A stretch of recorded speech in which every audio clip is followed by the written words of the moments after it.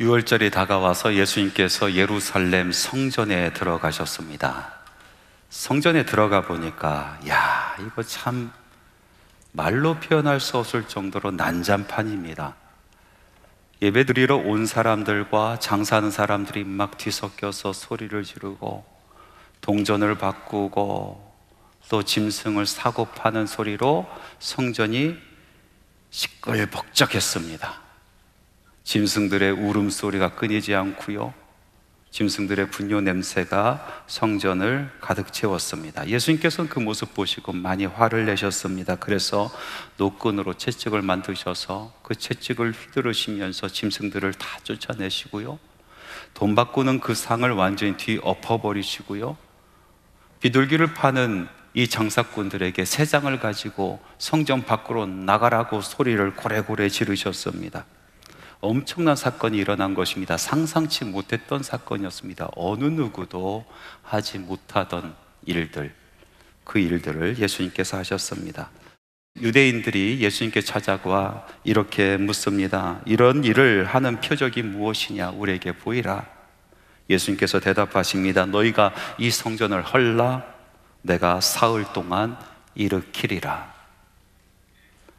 지난주에 여러분들과 함께 요한복음에 있는 가나의 혼인잔치에 대한 말씀을 나눴습니다. 이 가나의 혼인잔치 바로 뒤에 따라오는 말씀이 바로 예수님께서 성전을 깨끗게 하신 이 정화의 사건입니다. 가나의 혼인잔치가 쥐죽은 듯이 고요해진 그 잔치집을 예수님께서 다시 역전시키셔서 정말로 축제가 있는, 기쁨에 있는 잔치집으로 바꿔주신 이야기라면은, 오늘 여러분들과 함께 나누려고 하는 이 성전 정화의 사건의 이야기는 고요해야 될 성전이 그만 시장통처럼 시끄러워졌는데 예수님께서 그것을 바꾸셔서 다시 고요한 성전으로, 잠잠한 성전으로 바꿔놓으셨다라는 그런 이야기입니다. 소리라는 주제를 가지고 이 두 이야기가 병립하고 양립해 있는 것을 볼 수가 있습니다. 여러분, 성전은 어떤 곳입니까? 성전은 우리 하나님께서 계시는 곳이요, 성전은 구별된 곳입니다. 우리가 하나님 앞에 나가 하나님을 만나는 곳이요, 우리가 하나님 앞에 기도하는 곳입니다. 이 기도하는 성전은 고요해야 됩니다. 그래야 하나님의 음성을 들을 수가 있습니다. 성전은 지어질 때부터 고요했습니다. 여러분, 공사장 한번 가보셨습니까? 얼마나 시끄럽습니까? 인부들이 서로 막 소리를 지르고요, 연장 소리가 끊임없습니다. 그 앞에 지나가기만 해도 귀가 쩡쩡 울려서 귀를 막고 가지 않습니까? 그런데 성전은요, 지어질 때부터 조용했습니다. 하나님의 말씀 같이 볼까요? 열왕기상 6장 7절 말씀이에요. 같이 읽겠습니다. 이 성전은 건축할 때에 돌을 그 뜨는 곳에서 다듬고 가져다가 건축하였으므로 건축하는 동안에 성전 속에서는 방망이나 도끼나 모든 철 연장 소리가 들리지 아니하였으며, 성전은 지어질 때부터 고요하였습니다. 시끄러운 소음이 나지 않았습니다. 성전을 사용할 때는 어땠습니까? 전도서에 있는 말씀 함께 보겠습니다. 5장 1절 전반부와 2절 말씀입니다. 너는 하나님의 집에 들어갈 때에 내 발을 삼갈지어다. 너는 하나님 앞에서 함부로 입을 열지 말며 급한 마음으로 말을 내지 말라.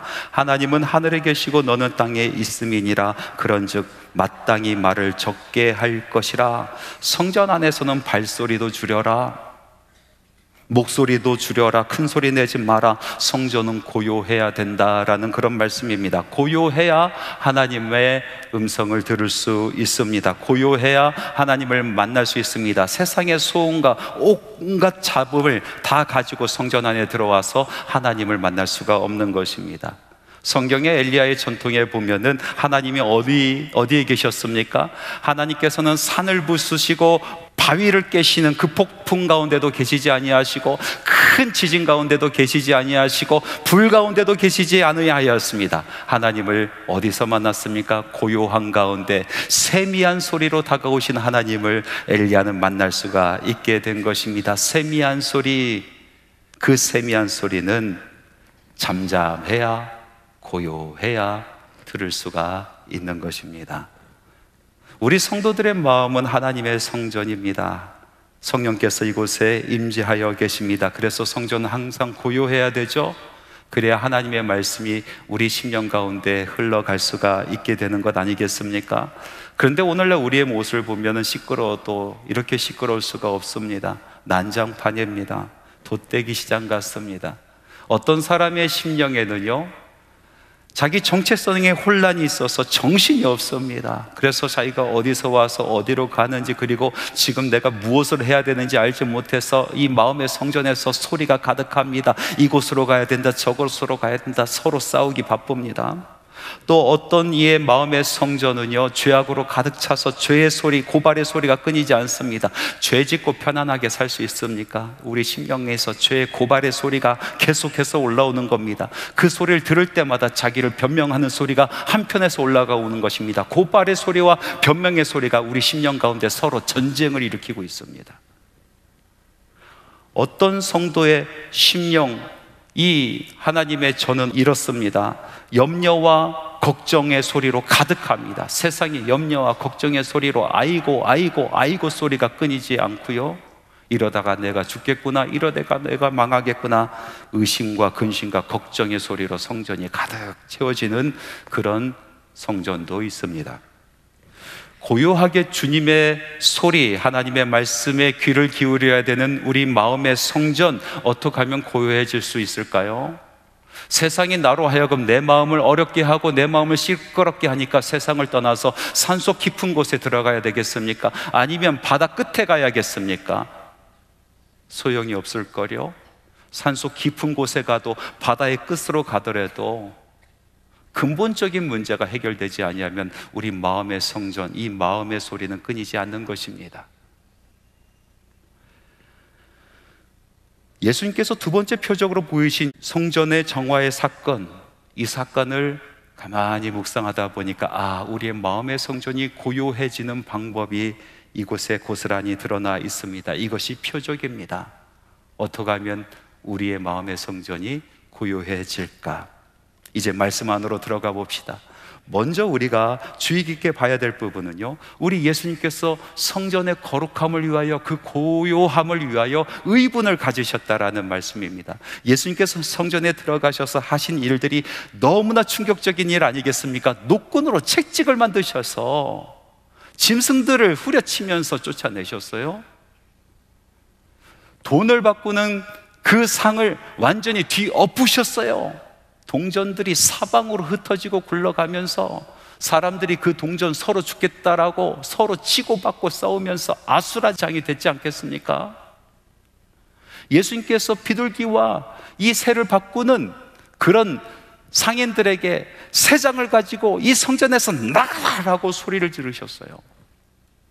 평소에 그렇게 온화하시고 그렇게 친절하셨던 예수님, 의분을 가지시고 화를 내셨던 장면입니다. 왜 이렇게까지 화를 내셨을까? 성경 말씀을 이렇게 기록하고 있습니다. 내 아버지의 집으로 장사하는 집을 만들지 말라. 예수님께서 내 아버지의 집으로 장사하는 집으로 만들지 말아라고 하시면서 화를 내셨다는 거예요. 그러면 아버지의 집은 어떤 모습이었을까요?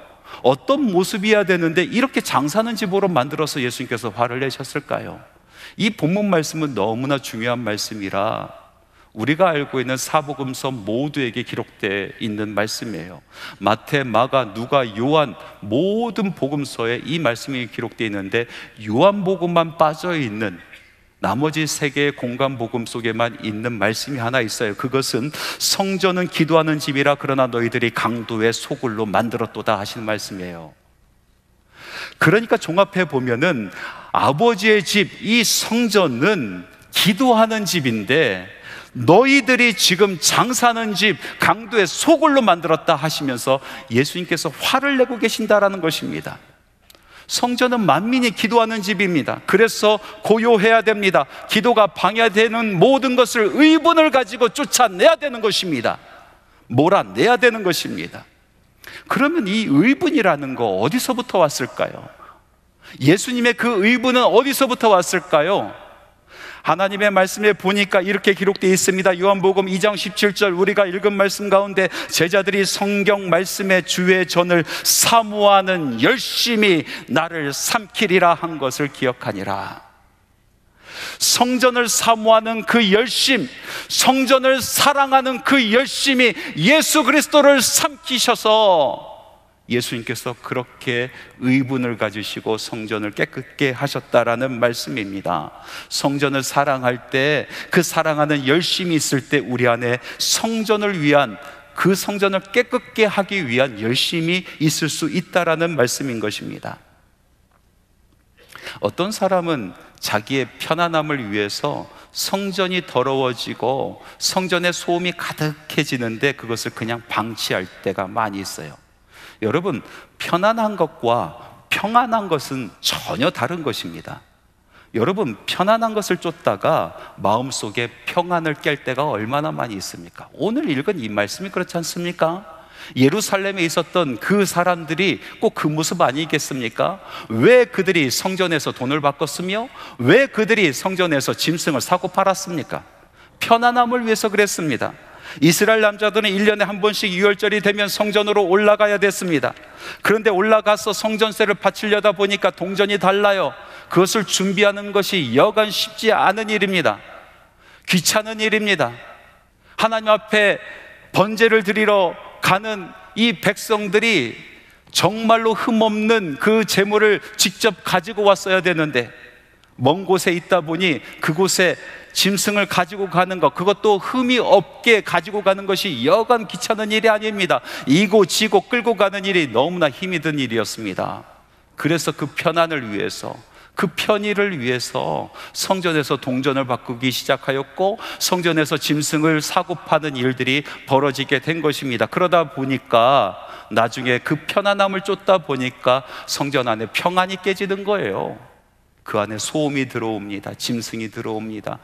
냄새가 들어옵니다. 큰 소리가 납니다. 싸움이 벌어집니다. 탐욕이 들어옵니다. 편안하다가 보니까 평안이 깨져버렸어요. 코로나19가 끝이 나고 한국교회에 논쟁이 되는 것이 하나 있었어요. 여러분 아마 기억하실 거예요. 코로나19 기간 동안에 부득불 교회 나오지 못하고 온라인 예배를 드렸잖아요. 그런데 이제 모든 것이 정리됐으니까 교회로 나오라 하면서 예배에 대한 논쟁이 벌어졌어요. 아니, 온라인 예배도 예배지 않습니까? 온라인 예배도 예배지 않습니까? 그 사람들이 하는 이야기는 무엇이었습니까? 하나님께서는 어느 곳에나 계시니까, 하나님께서 교회에 계시고 성전에 계신 것처럼 하나님께서 나의 삶 가운데도 계시고 나의 집에도 계시고 나의 직장에도 계시고 산에도 계시고 들에도 계시고 어느 곳에 계시니까 그 어느 곳에든지 하나님을 예배하고 찬양하는 것이 뭐가 잘못됐냐, 이렇게 이야기하시는 분들이 계셨어요. 또 한쪽에서는 아니다, 우리가 함께 모여서 하나님께 예배하는 것이 맞다라고 주장하는 사람들도 있었어요. 그런데 그 모든 논쟁을 잠재운 이야기가 있었어요. 본질을 보자는 거죠. 여러분, 예배가 뭡니까? 이 예배 안에는요, 여러 가지 요소가 있지 않습니까? 찬양이 있고 기도가 있고 말씀이 있고 그리고 봉헌의 시간이 있고 그 안에는 은혜가 있고 감동이 있고 감격이 있어요. 그런데 그 모든 것을 다 제외하고 예배가 무엇입니까? 예배 본질, 예배가 예배답게 되는 그 본질은 무엇입니까? 여러분, 예배를요 월십이라고 부르지 않습니까? 옛날 영어로 보면 워드십입니다. 워드십. 앞에 이 워드란 단어는 월디, 그러니까 가치란 뜻이에요. 가치를 높여드리는 것이 바로 예배라는 것입니다. 가치를 높여드리는 것, 그것을 인정해드리는 것, 다시 말해서 신학적으로 이야기한다면 하나님의 그 놀라우신 존귀하신 그 가치를 높여드리는 것, 인정해드리는 것, 경배하는 것이 바로 예배인 것입니다. 예배를 누구를 위해서 드립니까? 물론 우리에게 은혜를 하나님께서 부어주십니다. 예배를 통해서 우리들의 심령 가운데 평강을 주십니다. 그건 맞는 이야기지만 예배를 누구를 위해서 드립니까? 나를 위해서 드립니까? 하나님을 위해서 드립니까? 예배를 하나님을 위해서 드리는 것입니다. 하나님께 경배하는 것입니다. 동서고금을 막론하고 경배할 때는요, 자기의 편안한 것을 버리는 것입니다. 자기의 편안함을 위해서 경배하는 사람이 없어요. 자기의 편안한 것을 추구하면서 경배한 사람이 하나도 없단 말이죠. 일어나서 경배합니다. 손을 들고 경배합니다. 무릎 꿇고 경배합니다. 엎드려서 경배합니다. 경배하는 그분을 찾아가서 경배합니다. 예배가 무엇입니까? 편안함을 추구하다가 평안이 깨져버려요. 지금도 온라인으로만 예배 드리신 분들이 계시는데, 그게 솔직한 심정으로 여러 가지 신학적인 또 철학적인 이야기 다 갖다 붙여도 솔직히 자기 가슴에 손을 얹고 왜 그 예배를 드리는가? 편안함 때문에 아닙니까? 편안해서. 그래서 온라인 예배를 드리는데 저도 그거 들어보니까 자꾸 편한 것만 찾아요. 처음에는요, 옷을 딱 입고 넥타이 딱 매고 식탁에 딱 깨끗이 정리해서 이렇게 허리를 꼿꼿이 세우고 보면서 아멘 하면서 찬양 부르고 하다가 어느 순간에 제 몸이 쇼파로 가 있어요. 그러니 누워 있어요. 어떤 분은요, 예배를 이 온라인으로 예배를 드리시면서 저기 어디 순복음교회에서 예배를 시작했는데 한수망교회에서 축도를 받아. 계속 돌다 그나마 한수망교회에서 축복받으니 다행이지, 어떤 분은 꿈나라로 가시는 분도 계세요. 편안함 때문에 아닙니까? 편안함. 물론 부득불 오고 싶어도 오지 못하신 분들 계세요. 그럼에도 불구하고 그 공간에서 하나님을 찾고 하나님께 경배하고 하나님께 예배하고자 하는 그 마음은 너무나 아름답죠. 하나님께서 귀히 보십니다. 그러나 대다수는 자기의 편안함 때문에. 근데 여러분 명심하시기 바랍니다. 편안함 때문에 우리 심령, 이 성전에 평안이 깨져요. 어느 순간에 소음이 들어오기 시작하고 염려가 들어오고 더러운 것이 들어오고 죄악이 들어오고, 하나님의 소리만 울려 퍼져야 되는 이 성전, 이 고요한 성전이 그만 세상 소리에 이리 휘둘리고 저리 휘둘리는 그런 성전이 되어버린단 말이죠. 이 세상 소리를 잠재우는 것이 무엇입니까? 바로 기도입니다. 성전은 만민이 기도하는 집이라. 기도가 무엇입니까? 세상의 소리를 잠재우고 하나님의 음성에 귀를 기울이는 게 기도입니다. 내 욕망의 소리를 걷어치워버리고 하나님의 말씀에 귀를 기울이는 것, 하나님의 음성에, 하나님의 응답에 귀를 기울이는 것이 기도인 줄 믿습니다. 의분을 가지십시오. 여러분의 성전이 더러워지는 것, 여러분의 성전이 시끄러워지는 것, 여러분의 성전이 망해가는 것에 대한 의분을 가지시기 바랍니다. 모든 소음들을 기도로 잠재우시기 바랍니다. 또 오늘 말씀해 보니까 우리 마음의 성전이 다시 고요함을 되찾기 위해서 예수 그리스도로 덧입어야 된다라는 것을 말씀은 강조하고 있습니다. 요한복음 2장 19절과 21절에서 22절 말씀까지 우리 다시 한번 읽어보겠습니다. 예수께서 대답하여 이르시되 너희가 이 성전을 헐라 내가 사흘 동안에 일으키리라. 그러나 예수는 성전된 자기 육신을 가리켜 말씀하신 것이라. 죽은 자 가운데서 살아나신 후에야 제자들이 이 말씀하신 것을 기억하고 성경과 예수께서 하신 말씀을 믿었더라. 무슨 말씀입니까? 이 말씀 가운데는 두 가지 아주 중요한 의미가 있어요. 첫 번째 의미는 무엇이냐면 예수님께서 말씀하신 그 성전은 예수님 자신이었다는 것입니다. 예수님께서 말씀하신 그 성전은 예수님의 몸이었다는 것입니다. 하나님의 거룩함이 임한 바로 예수님의 몸이 곧 성전이었다는 것입니다. 그래서 그 몸이 무너지면 3일 만에 다시 세워지리라. 예수님께서 십자가 달려 돌아가시면 3일 만에 부활하시라, 이 말씀을 하신 것입니다. 이 말씀을 조금 더 깊이 보고 확대해서 보면은 이 성전이라는 것은 성도들의 심령을 이야기한다는 것입니다. 예수님께서 십자가 달려 돌아가시고 부활하신 것은 예수님 당신의 영광만을 위한 것이 아니라 오늘날도 예수님을 바라보고 예수님을 믿고 따르는 성도들의 영광을 위한 것이었습니다. 예수님과 함께 우리는 죽었고 예수님과 함께 우리는 다시 살아났습니다. 우리는 새롭게 성전이 지어진 몸인 것입니다. 우리 안에 예수께서 계시고 우리가 예수 안에 있는 것입니다. 온갖 더러운 것, 세상의 소음으로 가득하여 고요함을 잃은 이 성도들의 심령, 그 성전을 무너뜨리면은 내가 다시 세우리라 라고 말씀하고 계시는 것입니다. 너희는 너희가 하나님의 성전인 것과 하나님의 성령이 너희 안에 계신 것을 알지 못하느냐? 우리 안에 하나님의 성령이 계십니다. 우리가 성령이 임재하시는 성전인 것입니다. 여러분의 몸이 무너지면 예수께서 세우십니다. 다시 세우십니다. 우리 안에 고요함을 다시 찾기 위해서는, 진정 하나님께서 임하시는 거룩한 성전이 되기 위해서는 우리 다시 예수 그리스도로 옷 입어야 되는 것입니다. 예수 믿은 뒤에 성전이 새롭게 지어졌어요. 그것을 지켜가면서 여러분들은 얼마 동안 사셨습니까? 어떤 분은 5년 동안 성전을 지어왔고, 어떤 분은 10년 동안 성전을 유지해 왔어요. 어떤 분은 20년, 30년, 40년, 50년 동안 성전을 지켜왔습니다. 우리 마음의 성전 말입니다.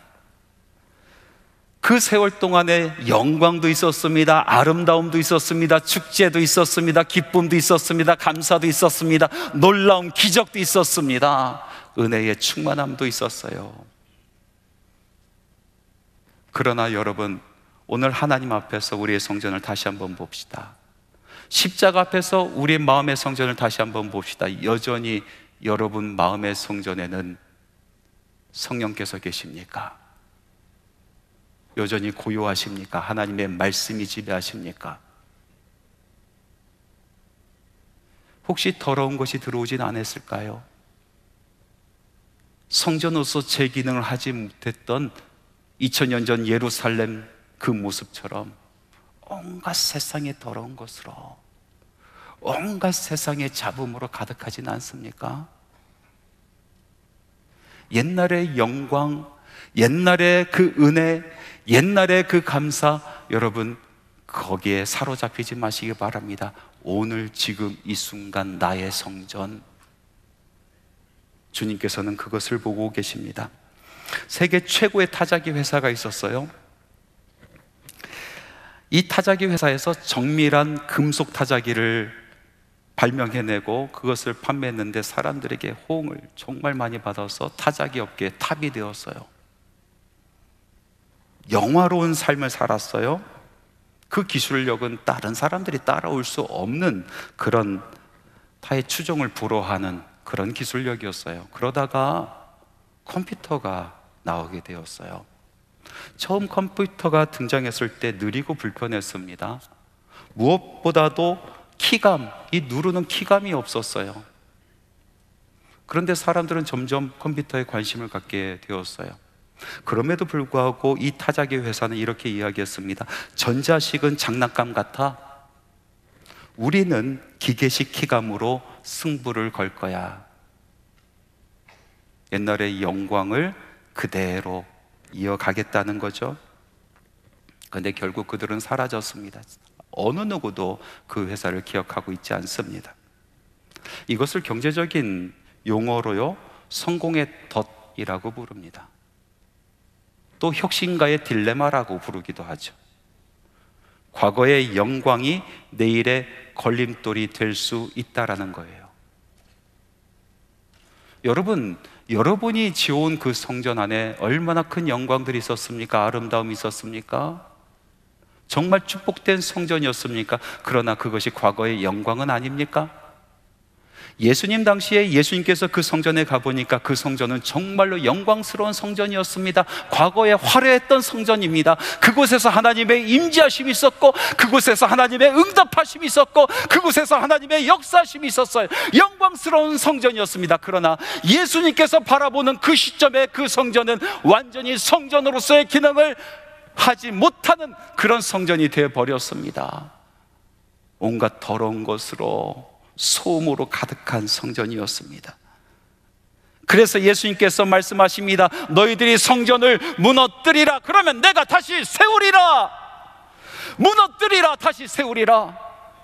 과거에 영광스러웠던 그런 여러분 마음의 성전일지라도, 과거에 응답이 있었던 마음의 성전일지라도, 지금 이 순간 하나님의 말씀이 여러분의 성전 가운데 없다라면 여러분 과감히 무너뜨리시기 바랍니다. 우리 주 예수께서 오늘 그 성전을 세우시리라 말씀하십니다.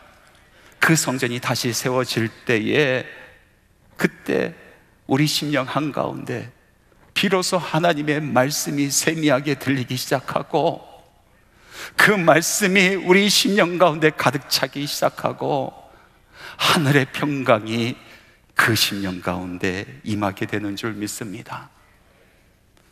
내 영혼의 그 깊은 데서 맑은 가락이 울려나네.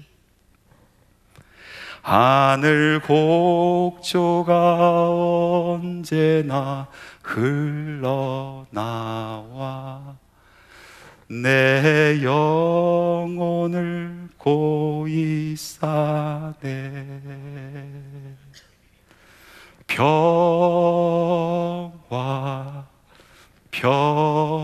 평화로다 하늘 위에서 내려오네. 그 사랑의 물결이 영원토록 내 영혼을 덮으소서. 여러분, 오늘 여러분의 심령이, 여러분의 마음의 성전이 더러워졌거든, 소음으로 가득 찼거든, 미련 없이 무너뜨리십시오. 우리 주 예수께서 다시 세우십니다. 말씀을 맺겠습니다. 요한복음의 말씀에 보니까요, 이 가나의 혼인잔치의 표적, 그 이후에 바로 따라온 표적이 예수님께서 성전을 정화하셨던 이 표적이에요. 가나의 혼인잔치를 통해서 예수님께서는 정말로 기쁨이 있고 웃음이 있고 왁작지껄해야 되는 그런 잔치집이 쥐죽은 듯이 고요해진 것을 보시고 마음 아파하시면서 그것을 역전시키셔서 축제의 잔치의 자리로, 기쁨의 자리로 다시 만드신 사건입니다. 그런데 반대로 오늘 두 번째 표적을 보니까 정말 고요한 가운데 주님을 바라봐야 될 그 성전에 온갖 찻동상이 들어와서 시끌벅적한 시장통 같은 그런 모습을 우리 주님께서 화를 내시면서 금지시키시고 그 성전을 바꾸셔서 고요한 가운데, 잠잠한 가운데 주님 바라보게 하신 사건입니다.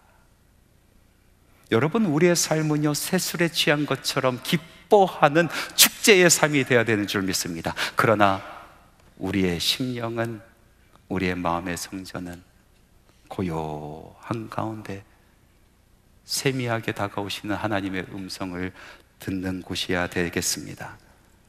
안타깝게도 많은 분들이 거꾸로 살아가요. 축제의 삶 살아가야 되는데 그만 쥐죽은 듯이 고요하게 삶을 여유하고, 우리 마음은 고요해야 되는데 마음은 왜 이렇게 시끄러운지요? 온갖 소음과 의심과 걱정과 질투와 시기와 각종 냄새 나는 것으로 가득합니다. 사랑하는 성도 여러분, 우리의 마음의 성전을 다시 세웁시다. 고요함을 다시 찾읍시다. 기도로 세상의 소리를 저버리고 하나님의 말씀만이 우리의 심령을 울리는 복된 성전 되기를 간절히 바랍니다.